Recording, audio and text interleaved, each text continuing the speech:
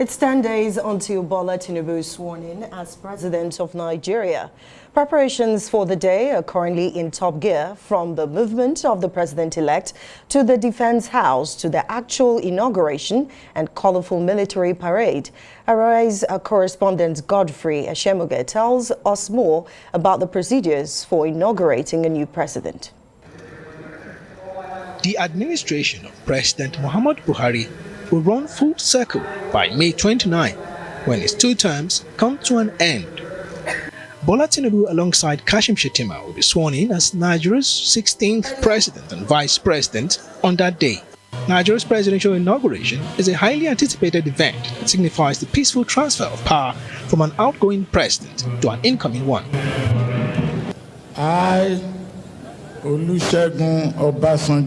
May 29 became a significant day in Nigeria's democratic journey, first in 1999, when Olusegun Obasanjo took office on that date, marking the transition of power from military rule to democracy, and the date has come to stay ever since. Bola Tinubu is expected to be sworn in as president at Eagle Square, Abuja, by the current Chief Justice of Nigeria, Justice Olukayode Ariwoola. The iconic Eagle Square is located at the Central Business District of Abuja, where previous presidents like Olusegun Obasanjo, Umaru Yar'Adua, Goodluck Jonathan, and Muhammadu Buhari have previously been sworn in. This has not always been so, particularly before Abuja became Nigeria's capital, as the swearing-in of the first Prime Minister of Nigeria in Lagos, First Republic. In the Second Republic, that of the first elected executive president of Nigeria, Shehu Shagari, was held at the Tafawa Balewa Square in Lagos. So, how is the inauguration day performed? On Nigeria's presidential inauguration day, the process of the event begins with the arrival of both the outgoing and the incoming presidents at the venue, followed by the administering of the oath of office by the incumbent Chief Justice of the Federation, who is currently Justice Olukayode Ariwoola. As both Tinubu and his Vice President-elect Kashim Shettima are Muslims, they are expected to place both hands on a copy of the Quran while swearing to uphold the Constitution of Nigeria. In his inaugural speech, the new president will then go ahead to outline his vision for the country and his plans for the next 4 years, which will be delivered after the oath-taking inauguration ceremony. The presidential inauguration is a highly publicized event, attracting guests from different parts of the world, including diplomats, heads of state, government officials, foreign and local dignitaries.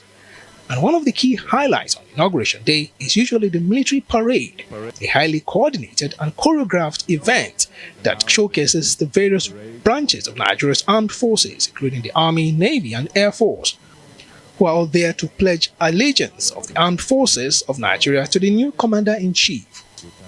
After the oath-taking and parade ceremonies, an inauguration ball will be held where the new president and vice president will hold a dinner for his guests and then have a meet and greet session before his first day in office. But beyond the razzmatazz of Nigeria's presidential inauguration day, the incoming government has its work cut out for it. With the challenges of repositioning the economy, huge youth unemployment, and addressing the problems of insecurity among the first key tasks before it. Godfrey Eshemoge, Arise News. Our Director of News and Politics Editor, Sumner joins us now. Sumner, good to see you. Another big history, another big moment we're looking out for.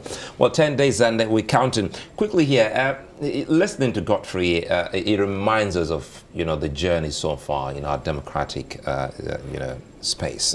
But again, take us through. First, the GCFR, which is for the president, and the GCON for the vice president, about to be given to the president and the vice president-elect. And one would have thought that it's supposed to happen on the day that they're taking the oath of office. Take us through our historical journey of these. All right. Thank you so much, Sulema. A lot of Nigerians are actually confused when they saw this and they're asking what's happening and so on.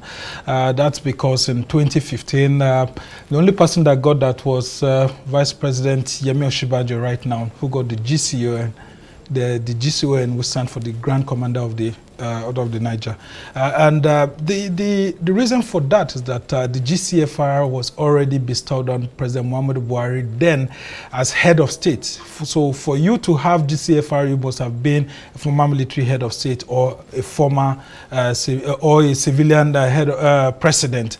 And so since he was already a former military head of state, there was no reason why then President Goodluck Jonathan would have, bestowed that honor on him. So it was only Yemi Osinbajo who was, honored with the GCON because, they were back coming into government. And it was on the eve of, the day, coincidentally on the Thursday, and the next one that is going to be done for Tinubu and Shettima will be on the Thursday. So Tinubu will be given that GCFR and Shettima GCON because it comes statutorily with the positions, irrespective of whatever it is in the court, and people are saying what should happen, what should not happen. Once you step your feet into that office, even if it's for a day or two or a week or your 4-year term, you must be accorded that honor.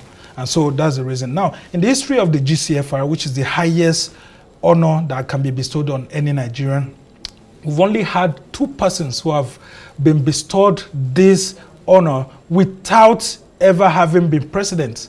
Good enough, these are 2 people that we usually call to say that these are the 2 best Nigerian presidents that we never had.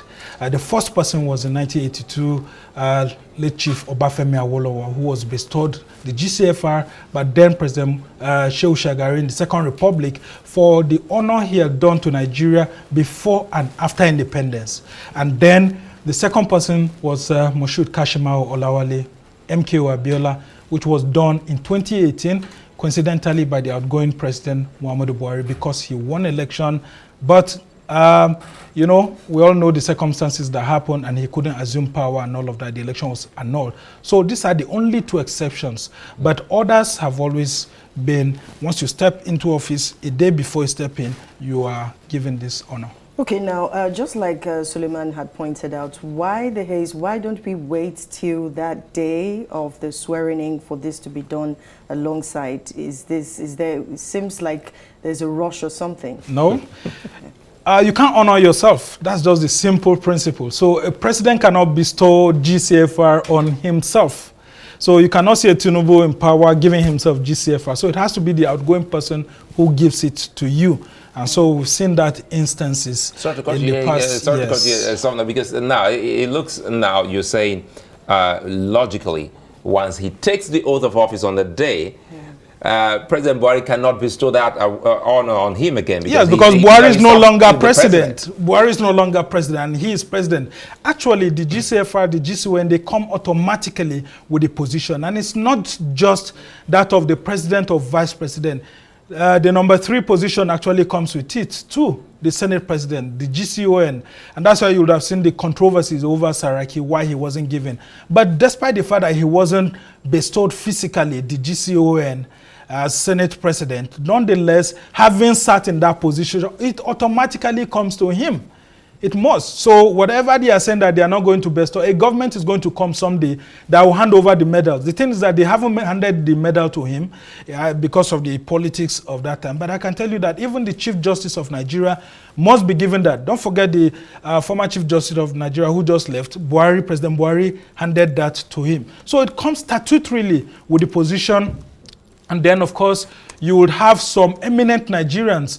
The highest for any civilian honor you can get is that of the GCON. And you can see people like Mike Adenuga have been given that, and of course the likes of Dangote and all of that. So, these are positions that really mean so much to us. And that's why there was the National Honors Act, which was instituted in 1964 by then Prime Minister Tafawa Balewa, so that it sets a precedence as to how Nigeria can honor its best, and for those who have got into power, how they are to be honored. And not only that, we also have the honors for the military heroes, people who have helped us out, and then the police and other security services. They are all there, spelled out in the National Honors Act. And then, of course, there are different kinds of colors. That's why on the day that you're given the national honors, you see them coming in different colors. But they've also had civilians who have rejected them, like late Chief Gani Fahimi, Senior Advocate of Nigeria, and then later, Chinua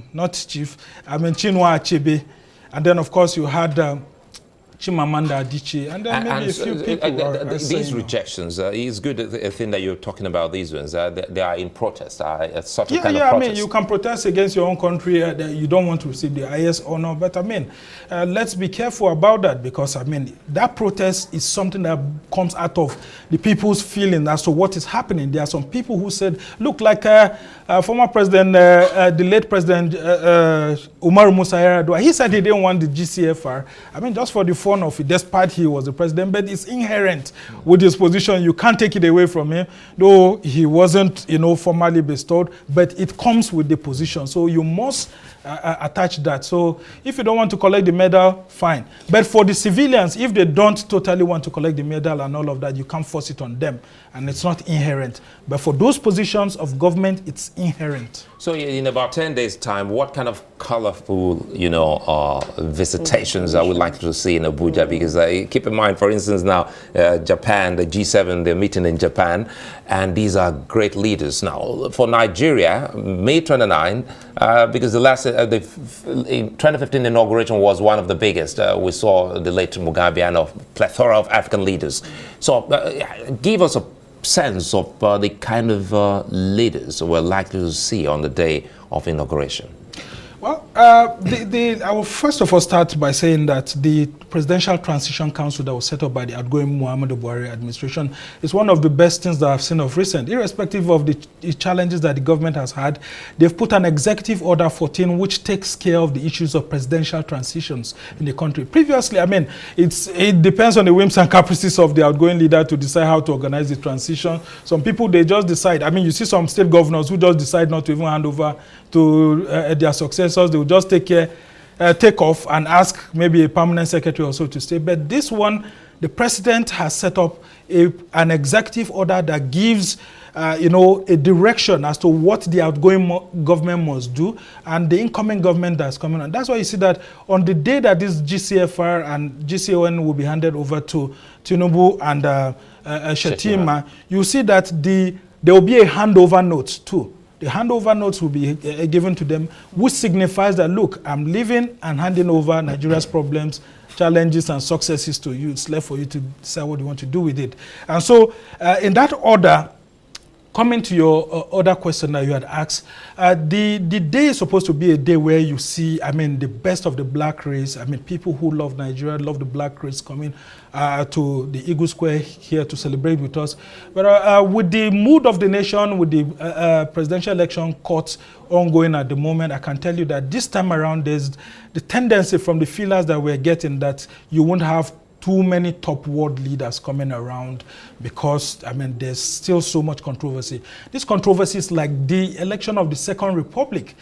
We've never seen any election that is this controversial apart from the June 12th presidential election, and then of course that Second Republic which is likened to this. And so that may affect the mood of the international community because they are being careful.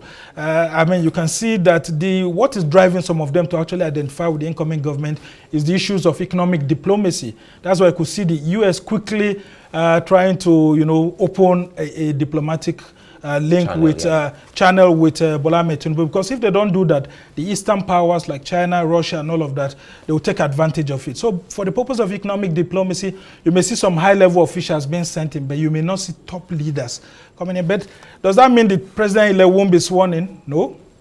And it's left for him to make the best. Okay. All the other things you think would stand out on the inauguration day that you'd like to let us know? I mean, it's usually a very beautiful day. I mean, apart from the 1st October, this is the day where Nigerians come out of their beds. You see lots of calisthenics. You see a fly past by the Nigerian Air Force.